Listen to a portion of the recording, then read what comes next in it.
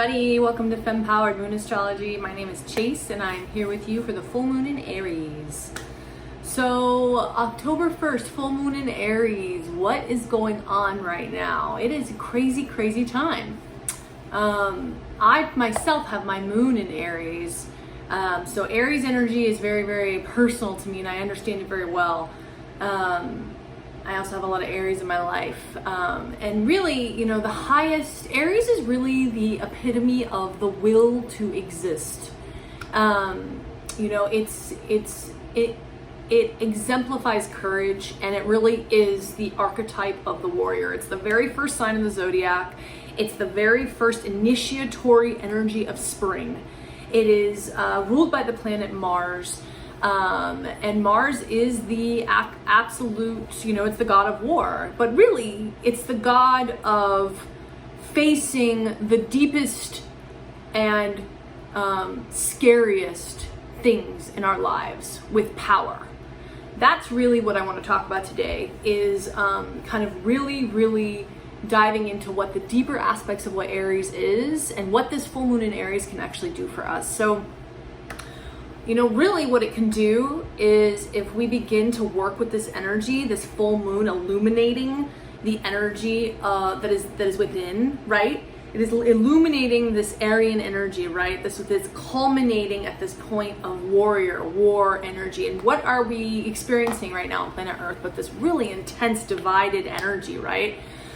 And, you know, the more that I was kind of going into this, you know, this lesson and thinking about this astrology forecast, I was like, you know, really when we go to the deepest aspects of ourselves, if, you know, all of this strife and all of this darkness is really this projection of our own darkness. It's actually an unwillingness to actually face our own internal fear, our own internal darkness. And so what happens is that the warrior within us, our own Mars energy, needs something to fight for. It needs something to fight. And so instead of facing the self and looking into actually our own internal energy, our own internal battles, our own internal darkness, what we're doing is we're projecting that energy outwards. And that's pretty much what's going on around the country. And I really think that the reason why the energy is so intense right now is because we're going through a kind of spiritual awakening on this planet, and especially in America, we are. And it's forcing all of us to reconcile with fear in a way that we never have before. And what that means is it's beginning to absorb, face, and allow in actually the fear. Because I think the thing that we have this idea, especially in like new age circles, that how do we avoid our fears? Through denial, and this idea through, the new age circles that, if you just kind of pretend that it's not happening or think about other things, you can manifest yourself into a higher vibrational state. And this is actually it's actually detrimental. And I think that this is what has happened. Religion has done this too. It's like, it's denying the darker aspects of the self, denying our pain in whatever way, our wounding. And so when we perpetually actually avoid, for whatever reason, the deepest reason being fear, when we deny our deeper self, what ends up happening is that we end up spiritually bypassing ourselves, and we end up actually resisting it so hard that that's actually what draws it, the thing that we fear, to us. And I know you guys have probably heard this in many different circles, but it is the truth. It's when we are in a space of, even on a subconscious level, denying the thing that we are most afraid of in whatever way, it draws it to us. Whatever you resist persists. But these are such subconscious energies, and fear is such a funny, slippery thing that because we're so afraid of it, we don't face it, and so it can guide and rule our lives. And so we can use this Aries moon and the Mars energy that is prevalent in this full moon to really begin to dive in and face the things that we have really been unable to kind of face within ourselves. For me, right now, the thing that really actually releases the fear is the confrontation. The confrontation is the thing that actually releases the fear. So the way that this is actually working out for me right now is that I've been taking sleep stuff, since grad school, like heavily, like, you know, natural stuff, but I haven't been able to really sleep without it since about 2012, when I think I got inundated in graduate school with fear. I got inundated. I got my graduate degree in sustainable communities, and I got inundated with the energy of, you know, what is happening to the planet, what could potentially happen to the planet. And it was just fear. And I got into this space where I really couldn't sleep at night. It was like, and it was interesting to me as I've gone deeper and deeper into this, I'm like, oh, it's the darkness in the self. It's this fear that I myself feel so afraid of, that I'm resisting so intensely. So when at night, it's like when I'm still and quiet and dark and in the yin, right? Those fears just come at me. And that's why my whole life, since 2012, I've had to, it's also interesting, 2012 was the year of the Mayan calendar ending, right? I've had to take sleep stuff. So what I'm doing actually now, for the first time in my life, and for the first time in a long time, since 2012, feels like my life, but is I'm actually stopping all sleep stuff, which really for me is a big deal because I can't sleep without it. You know, it's just melatonin and herbs and stuff, but it's a big deal. So, and what I've been finding is some wild stuff is going on in my sleep, and I feel like what's happening is I'm starting to integrate fear in a new way. It's like I'm starting to, it's like I had to take the sleep stuff to kind of evade the boogeyman, you know, the devil, you know, the thing that was the most scary for me in my life when I was a little girl, even though I grew up in a non-religious household, was the devil. I was so deathly afraid of the devil, darkness, right? And, you know, I still think in some way that energy, the devil is just our fear, right? It's our fear, the thing that we resist so intensely. That the definition of fear is actually an unpleasant emotion caused by the belief that someone or something is dangerous, likely to cause pain or a threat. And so if you think about that definition, is by the belief that someone, it's an unpleasant emotion caused by a belief. So it's actually not in the present. So the fears that we hold are generally not in reactive to the present moment in our own reality. They may be a reality that is present on the screen, in the White House, in our government, but it's actually not what's happening now.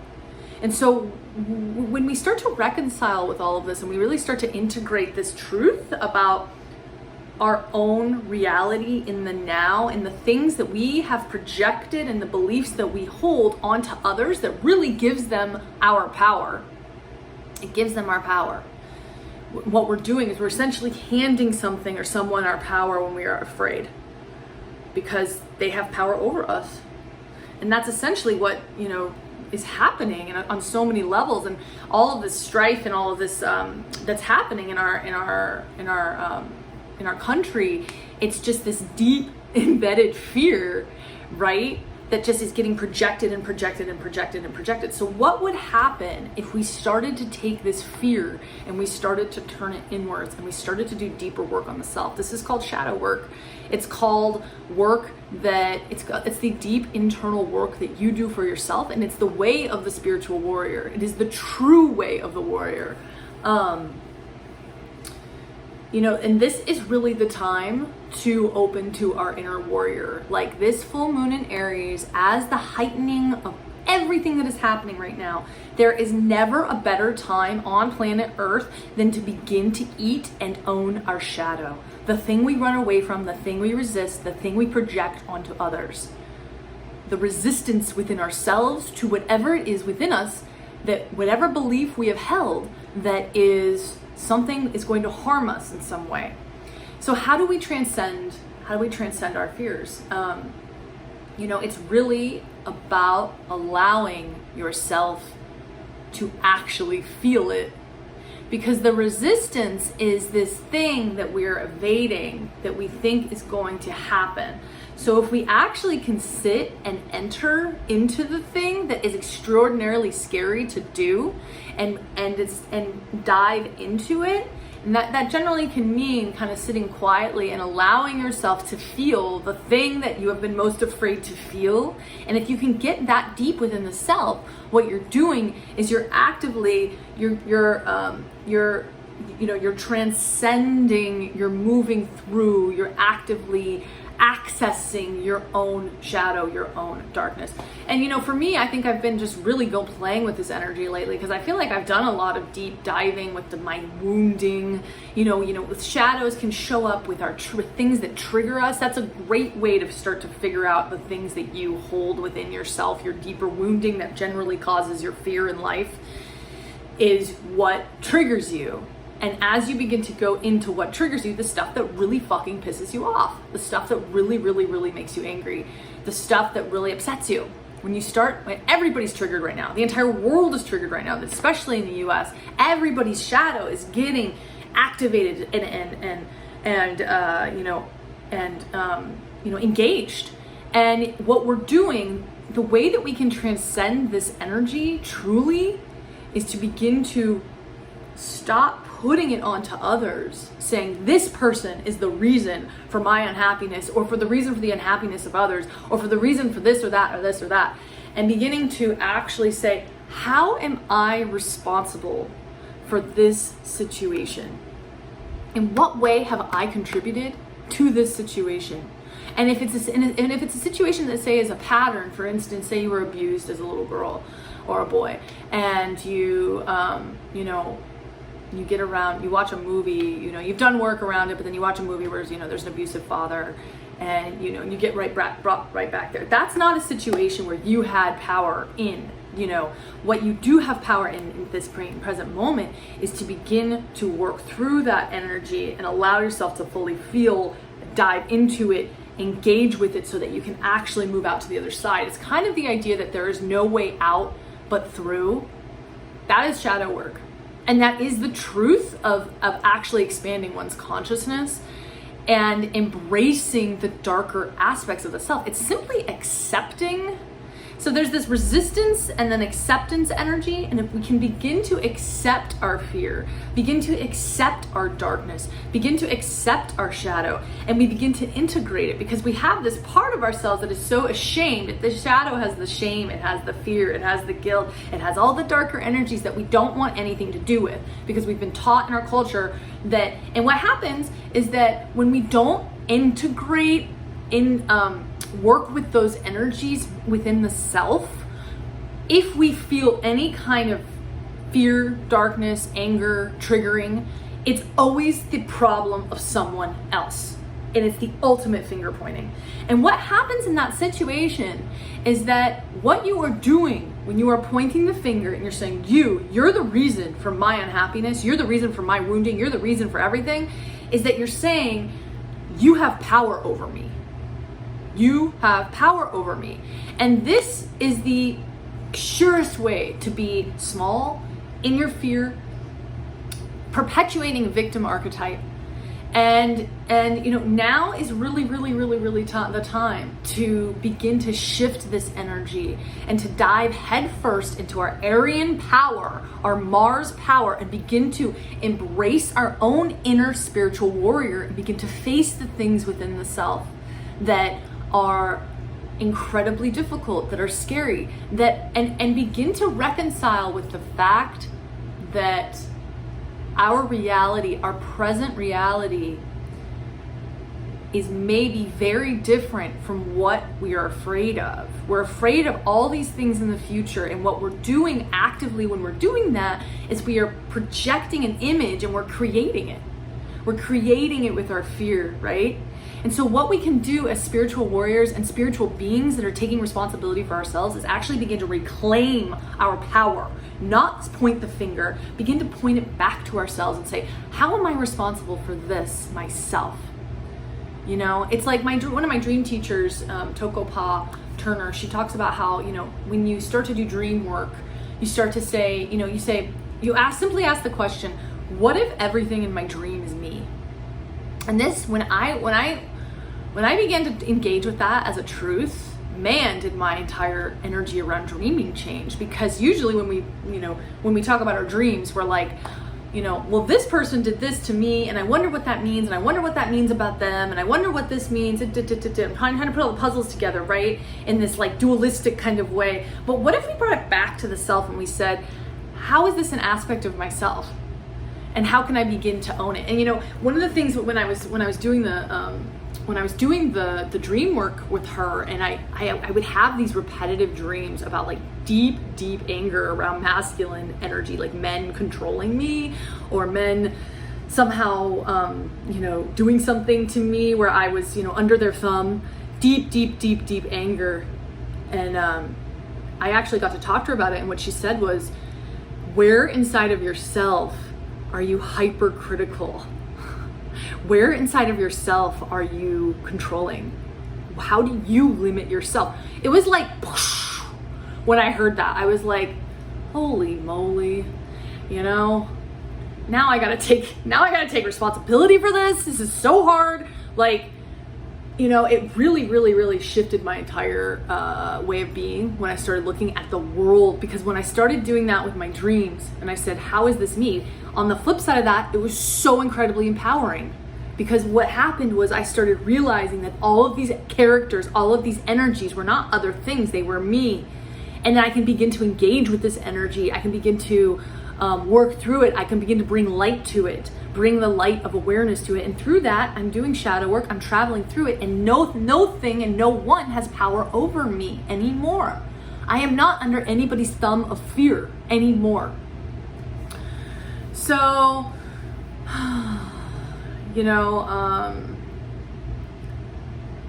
to move aggressively towards your fear and entering and transcending it is the energy of this full moon. It's really asking us to begin to be brave as fuck. So in what way in your life can you begin to be brave as fuck?